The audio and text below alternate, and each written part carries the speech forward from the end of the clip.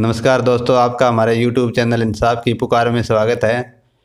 आज हम आपको एक ऐसे शख्स से मिलाते हैं जिसको गुरु गोरखनाथ ने घर आकर दर्शन दिए थे और उनको क्या बताया था। और आपने अभी तक हमारा चैनल सब्सक्राइब नहीं किया है तो सब्सक्राइब भी करें और घंटी की बटन भी दबाएं, जिससे कि आपको हमारा वीडियो सबसे पहले मिले। अभी हम आपको उस शख्स से मिलाते हैं। नमस्कार जी, आपका क्या नाम और आप कहाँ से हो?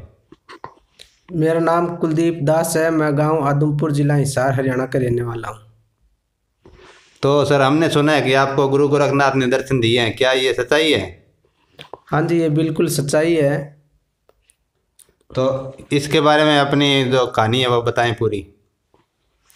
मेरे साथ ऐसा हुआ जी, मैं गोरखनाथ के जो पिलानी है, जेरली गांव में, पिलानी के पास, वहाँ बाबा हरिनाथ का डेरा है। वहाँ पे नाम ले रखा था मैंने सन 2005 से ही। तो 5 साल मैं कंटिन्यू जा रहा था वहाँ पे गोरखनाथ के धुने पे। और ऐसे करते करते मैं फिर ज़्यादा उस भक्ति में लीन था। मान लो हर महीने में 2 बारी 3 बारी ऐसे जा रहा था। तो एक दिन मेरे को एक संत रामपाल जी महाराज का अनुयायी मिला और वो पुस्तक दिखा रहा था, ज्ञान गंगा पुस्तक। और बोलो आप ये पुस्तक पढ़ा करो, संत रामपाल जी महाराज पूर्ण परमात्मा का अवतार है। तो मैंने बोला नहीं, मैं तो गोरखनाथ को ज़्यादा मानता हूँ। तो मैंने उनकी पुस्तक पढ़ी नहीं। तो एक दिन एक ऐसा समय आया जब गोरखनाथ खुद मेरे घर पे प्रकट हुआ सुबह 5 बजे। 2010 9वें महीने की 20 तारीख को प्रकट हुए थे जी। तो फिर आपसे गुरु गोरखनाथ जी ने क्या कहा? फिर गुरु गोरखनाथ ने हमको ये कहा कि संत रामपाल जी महाराज पूर्ण परमात्मा है, उन्हीं के अवतार हैं और पूर्ण संत है। जाके आप बरवाड़ा जाओ और वहाँ पे सतलोक की भक्ति कराएंगे संत रामपाल जी महाराज, और आप सतलोक की भक्ति करो और मैं आपको सतलोक में मिलूँगा। तो ये कह कर हम आदेश बोलते थे पहले, जहाँ गोरखनाथ के जहाँ जाते थे आश्रम में, वहाँ तो हम आदेश बोलते थे। तो गोरखनाथ प्रकट हुआ सुबह, तो मैं तो एकदम शरीर कांप गया। ये ऐसे भी गोरखनाथ ऐसे एकदम कैसे आ गए मेरे घर पे? तो उन्होंने आदेश दिया, बोले ये मेरा आदेश है, वहाँ पे जाओ आप। तो जी मैं 2010 से ही लगातार संत रामपाल जी महाराज के शरण में हूँ और अपनी भक्ति कर रहा हूँ। तो अभी आप गुरु गोरखनाथ जो पहले साधना करते हैं वो करते हो या नहीं करते अभी? नहीं जी, अब जो संत रामपाल जी महाराज जी से नाम दीक्षा ली है, तो अब मैं वही भक्ति कर रहा हूँ। और अन्य देवी देवताओं की भी मैं पहले भक्ति करता था, लेकिन मेरे को पता नहीं था उनके भक्ति कैसे करनी है। लेकिन संत रामपाल जी महाराज की शरण में जाने के बाद में मेरे को मालूम हुआ कि भक्ति कैसे करनी है और कैसे नहीं, मेरे को अब पता चला है। तो उस पंथ में आप थे गुरु गोरखनाथ के, तो उसमें आपको क्या मंत्र दीक्षा दी जाती थी? तो वहाँ तो गुरु गोरखनाथ के वहाँ नाम दीक्षा ले रखी थी। तो हमारे जो महाराज जी बने हुए थे, गुरु जी पहले वाले, अब तो वे मेरे गुरु जी नहीं है, तो उन्होंने नाम दीक्षा दे रखी थी। ओम शिव गोरख, ओम शिव गोरख बोलना है और अपने घर में जोतपत्ति करनी है।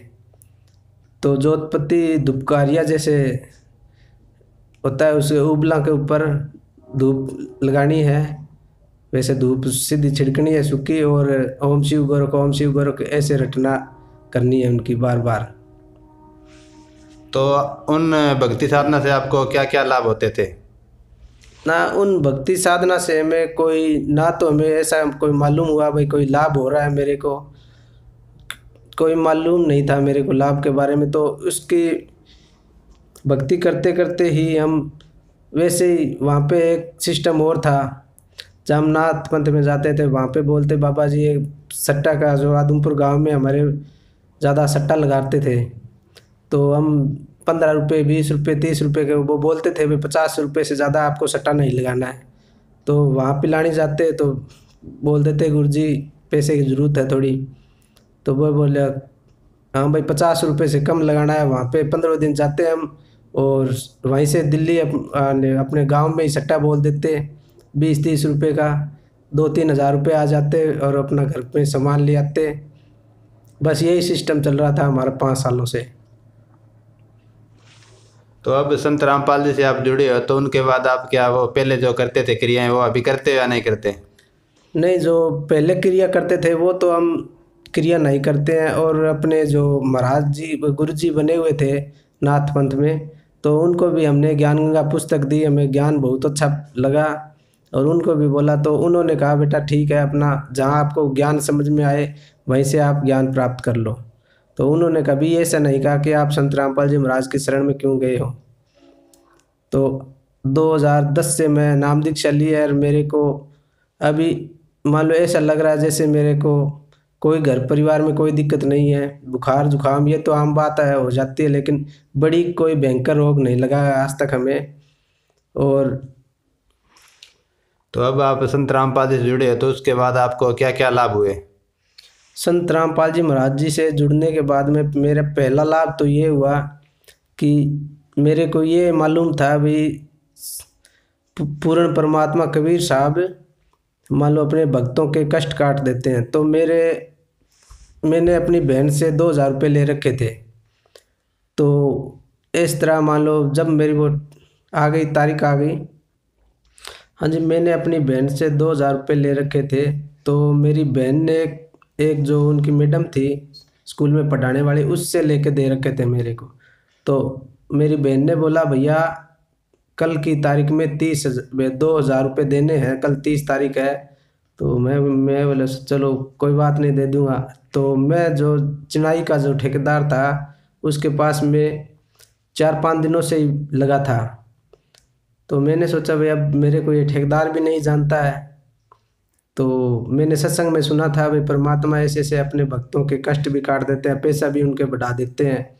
तो मैंने गुरु जी से प्रार्थना लगाई है, परमात्मा आप अगर पूर्ण परमात्मा हो और ऐसे ऐसे अपने भक्तों के काम काट देते तो मेरा भी आज 2000 रुपये का ऐसा काम है, निकाल दो भाई, मेरे पास भी पैसा आ जाए, अपनी बहन को दे दूँगा। तो उसका जो 30 तारीख जो थी यानी 29 तारीख का, तो मेरी बहन ने बोला था मेरे को और 30 तारीख को पैसा देना था। तो मैंने बोला भैया मुनीम था वो जो ठेकेदार के पास काम करने वाला, कापी हाजिरी लिखने वाला, तो उसको मैंने बोला भाई मेरे को 2000 रुपये की ज़रूरत है।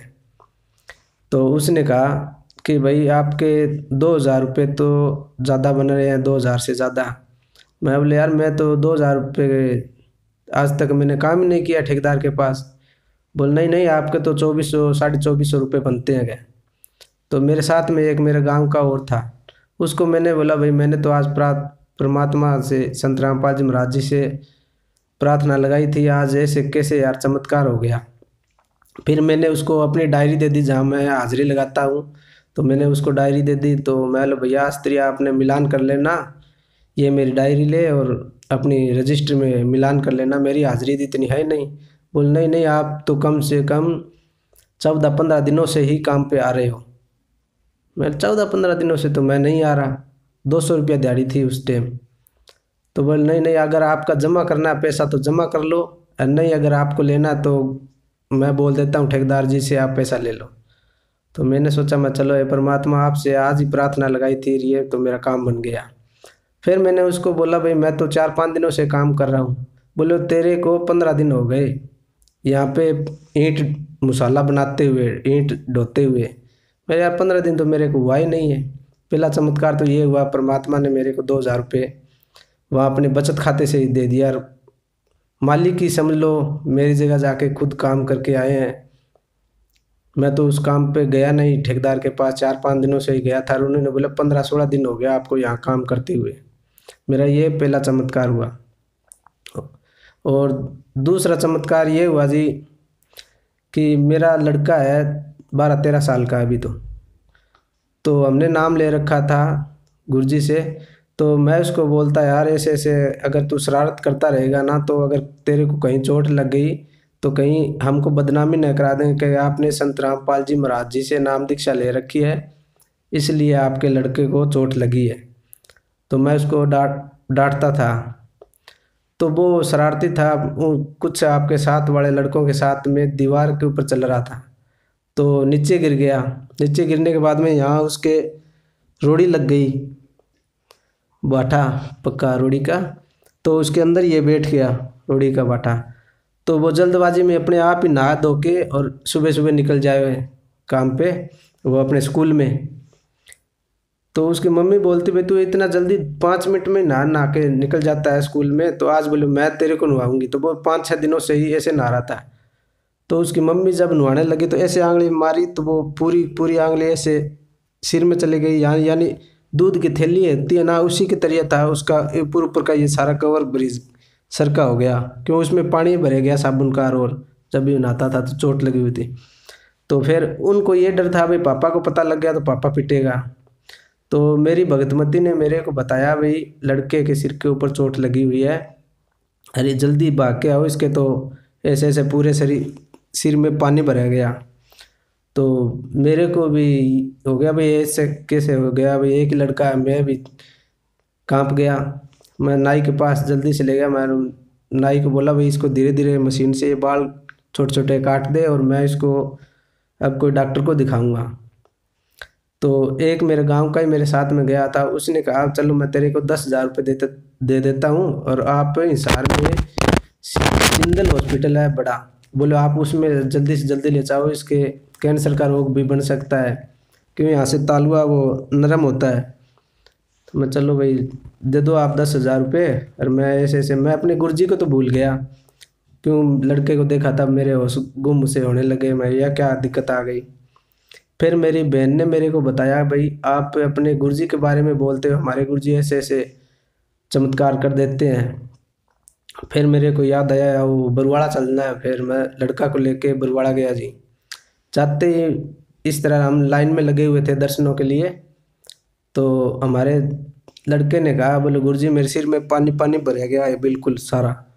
तो ऐसे गुरुजी ने दोनों हाथ रखे थे इसके ऊपर सर के और ऐसे उठाया तो ऐसे उसका पानी गायब हो गया एकदम।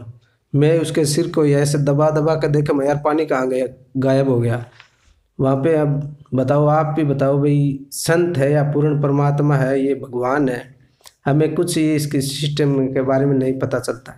लेकिन गोरखनाथ ने कहा तो हमें तो मालूम हो गया भाई भगवान खुद आप यही है, इससे ऊपर कोई भगवान नहीं है, क्योंकि 1 सेकंड में पानी गायब कर दिया। और तीसरा लाभ ये हुआ जी चमत्कार मेरे साथ में कि हम आदमपुर ब्लॉक के भगत लगभग हर बृहस्पतिवार को, तो हम बरवाड़ा आश्रम में जाते थे जी, हम सेवा में हर बृहस्पतिवार को आदमपुर ब्लॉक की सेवा लगती थी वहाँ पे आश्रम में। तो हम इस तरह कम से कम 10-12 भगत गए हुए थे जी आदमपुर ब्लॉक से। तो हमने किसी की 2-2 घंटा की सेवा लगती थी, किसी की 2 बजे से 4 बजे तक, 12 बजे से 2 बजे तक, इस तरह 2-2 घंटे की सेवा लगती थी। तो वहाँ पे हम 12 बजे से लेकर 2 बजे तक तो हमने सेवा करी। तो उसके बाद में हमारा जो ब्लॉक का ही भगत था, एक बूढ़ा भगत, साथ में वो नाड़ी वेद का भी काम करता है, तो वो बोला मेरे को बादरकोट जाना है, दवाई दे के आनी है एक भगत को, तो आप ऐसा करो भाई हमको वहाँ पे छोड़ के आओ रेलवे स्टेशन हिसार।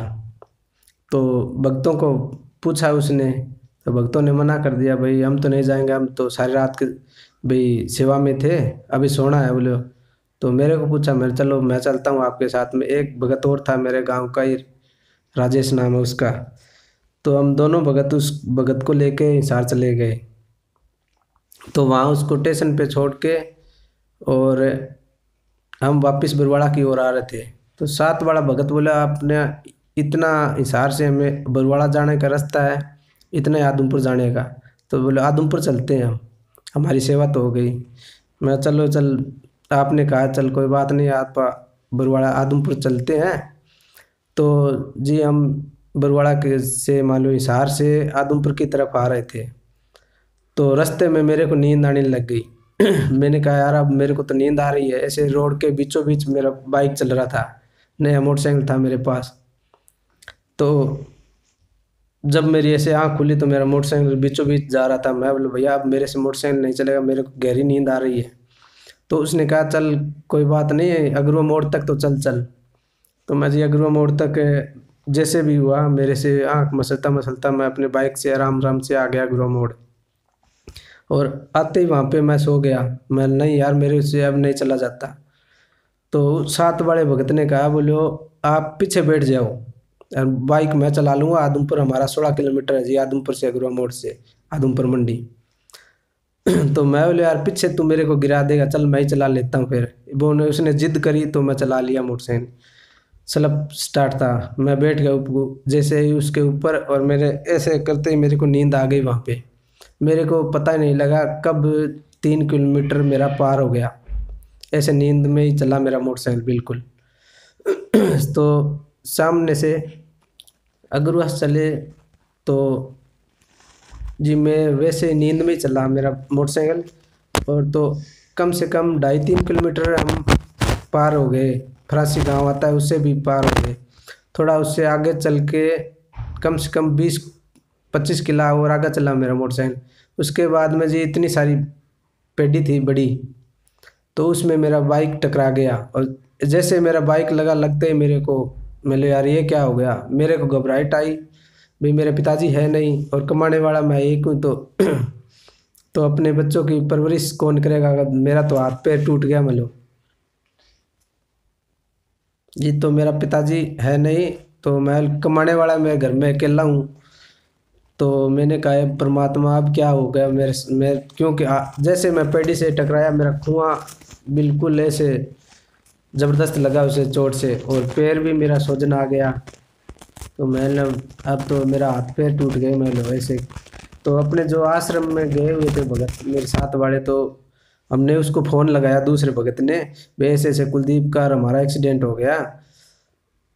और मेरा मोटरसाइकिल आगे से बिल्कुल हेडलाइट और उसके इंडिकेटर सब टूटे हुए थे जी। हैंडल सब टूट गया था बिल्कुल, टंकी टंकी सब। इतना ज़बरदस्त एक्सीडेंट हुआ था मेरा।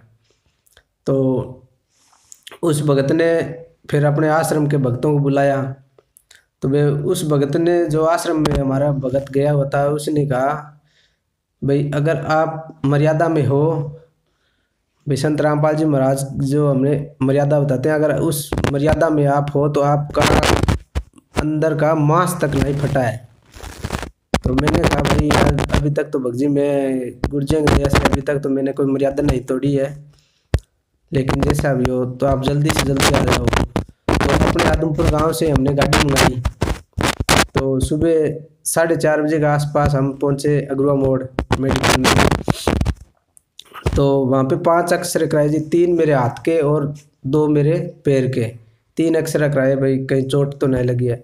तो उसने ऐसे ही कहा भाई आपका तो कोई मांस ही नहीं फटा है कहीं से, आप ये 5 गोली ले लो, दर्द की 5 गोली दे दी उसने मेरे को, तो आप जा सकते हो। और मेरे साथ बड़ा एक भगत और था, हम 10-12 भगत गए थे आश्रम में। तो उस भगत को मैंने बोल दिया भाई ऐसे चुपके से ले जाके तू मोटरसाइकिल को आज एजेंसी में खड़ा कर दे, भाई इसको ठीक करवाना है। तो भाई मेरे घर वालों को पता लगेगा तो हमें बंद करेंगे वो। ऐसे ऐसे तो आश्रम में जाता है हर बार, तो एक्सीडेंट हो गया। मैंने सोचा भाई गुरुजी के बारे में कुछ गलत ना बोले। तो जी ऐसे 3 मेरे ये चमत्कार हुए। और चौथा मेरा चमत्कार हुआ जी, मैं अपने ठेकेदार के पास आदमपुर मंडी में फैक्ट्री बनाते हैं हमारा ठेकेदार जी, तो उसके पास मैं काम कर रहा था। तो कम से कम 32 फुट की ऊंचाई से ऊपर से मिस्त्री ने जैसे वो घुमा ना ऐसे, तो उसके हाथ वो पैर लग के वो ईंट नीचे गिर गई। और नीचे मैं उसके खड़ा था जी 32 फुट की ऊंचाई के नीचे। जैसे वो ईंट गिरी तो एक साथ वाले लड़के ने कहा कुलदीप ईंट गिर गई, ईंट आ रही है, ईंट आ रही है। तो मैंने सोचा मैंने ऐसे हाथ रखा, मैं परमात्मा ईंट आ रही है तो आप ही बचाओ, ऐसे किया था। तो वो ईंट ऐसे आ रही थी, कम से कम 15 थे लड़के, उनके सामने ऐसे ईंट आती और फिर ऐसे चली, वो कम से कम 5 फुट दूर जाके गिरी। तो सभी ने देखा भाई ये क्या हो गया यार, इतना बड़ा चमत्कार ऐसे इसके साथ कैसे हुआ। ईंट ऐसे आती है फिर वो ऐसे चले जाती है। फिर वो सब मेरे को भगत बोलने लगे, तो वास्तव में रामपाल का भगत है, तेरी सच्ची भक्ति है। तो जब भी मेरा नाम भी लेते तो वो भगत नाम से ही बोलते हैं, भाई आप भगत है। तो मेरे को भगजी बोलते हैं सारे, कम से कम 70-80 हम लड़के ठेकेदार के पास काम करते हैं, तो सारे के सारे भगजी बोलते हैं मेरे को। तो उसी फैक्ट्री में जब मैं 5-7 दिन के बाद में जो दूसरा वाल लगा था जा वहाँ पे चिमनी, तो उसकी भी ऊंचाई कम से कम 25 फुट 25.5 फुट की ऊंचाई थी जी। तो उसमें मैं मसाला दे रहा था। मेरे को तो ये मालूम हो गया भाई भगवान मेरे साथ में ऐसे ऐसा चमत्कार करता, तो मेरा तो डर भय निकल गया। जैसे मैं मसाला लेके ऊपर चढ़ा सीढ़ी के, वो सीढ़ी मैंने लगा रखी थी कूंट वाली, जैसे एक पैर यहाँ रखा तो वे पेड़ी ऐसे हो गई, सीढ़ी इधर से रखा तो इधर घूम गई, ऐसे घूम रही थी वो सीढ़ियाँ। तो जब मैं ऐसे मसाला देने लग गया ना, तो ऊपर वो ईंट के टकरा गया, तासड़ा मेरा हाथ में ले लिए। तो 4-4.5 फुट की दूरी पे ऐसे पड़ी सीढ़ी मेरी दूर हो गई दीवार से सबके सामने, और वो ऐसे वापिस आ टकराई दीवार से आराम से। तो मेरे जी, मैं सत्संग बहुत सुनता था संत रामपाल जी महाराज का, कभी मैंने मोबाइल बंद नहीं किया था। सुबह 8 बजे जाते ही मैं काम पे लगाता अपनी सत्संग, और शाम को 5 बजे तक मेरे सत्संग ही चलता रहता था, सुबह शाम दोनों टाइम 12-13 घंटा कंटिन्यू मान लो मेरे सत्संग ही सत्संग चला था। तो उसमें मेरे को इतना ही नुकसान हुआ कि मेरे मोबाइल की डिस्प्ले थी वो ही टूटी, और मेरा सत्संग वैसे चला था। गुरुजी बताते हैं ना, जब सूली की अगर आपकी सज़ा हो मौत की, तो वो भी कांटे में टाल देते हैं। तो सबके सामने गुरुजी ने ये साबित कर दिया भाई, हमारी भक्ति ने, भाई ये भक्ति बिल्कुल सच्ची है। सब ने मान लिया भाई आप संत रामपाल जी महाराज के सच्चे भगत हो, तो आपको चोट नहीं आई। अरे ऐसे मेरे मोबाइल का डिस्प्ले टूट गई थी आगे से, और मेरे सत्संग वैसे वैसा चल रहा था। तो सबके सामने ये 2 चमत्कार हो गए जी। और हाँ जी, ऐसे हमें बहुत सारे लाभ होते रहते हैं। संत रामपाल जी का समाज सुधार में क्या क्या योगदान है जो आप महसूस करते हो? जी, संत रामपाल जी महाराज का जी समाज सुधार में बहुत बड़ा योगदान है जी। जैसे हम लड़की की शादी करते हैं तो उसमें बहुत सारे खर्चा करना पड़ता है बाप बड़ अपनी बेटी की शादी के लिए। तो दहेज देने में कम से कम 4-5 लाख रुपए लगा देते हैं, छोटा सा छोटा प्रोग्राम करते हैं तो भी। तो इसमें हमारे गुरुजी 16 मिनट और कुछ सेकंड की रमणी होती है, उसको हम रमणी बोलते हैं, संत रामपाल जी महाराज के अनुयायी शादी। तो वो 15-16 मिनट में ऐसे लड़की की शादी हो जाती है जी।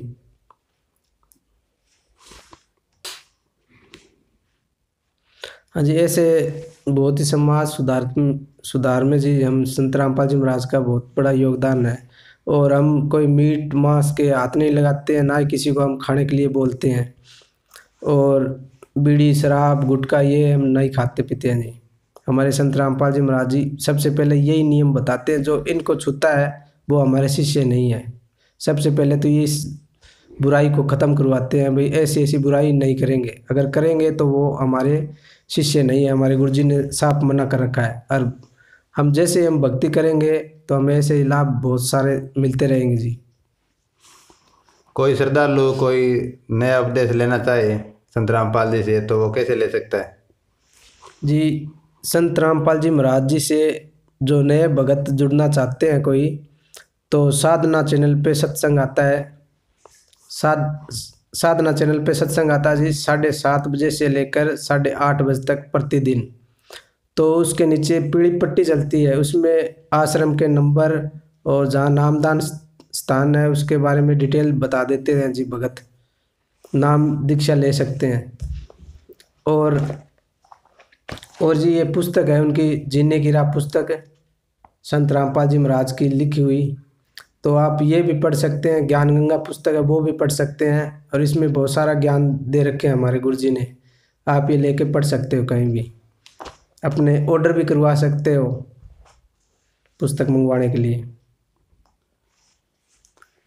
अभी संत रामपाल जी जेल के अंदर है, तो क्या अभी कोई नया उपदेश लेगा तो उनको लाभ हो सकता है? हाँ जी बिल्कुल जी, जैसे हमारे गुरुजी नाम दीक्षा देते हैं वैसे ही लाभ होंगे जी। तो हमारे गुरुजी ने हमें जब 2010 में नाम उपदेश लिया था, तब भी हमने टीवी से ही नाम उपदेश लिया था जी। और आज वैसा प्रोसेसर चल रहा है, टीवी से ही 2010 में नाम उपदेश मिला था और टीवी से ही अब मिलेगा जी।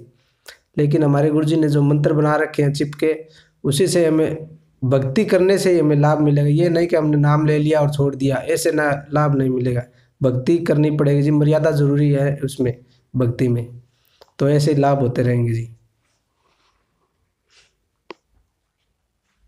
सर किसी को अगर विश्वास ना हो भाई आपको गोरखनाथ जी मिले हैं तो आपसे मिलना चाहे या आप अपना फ़ोन नंबर उनको देना चाहे तो दे सकते हो।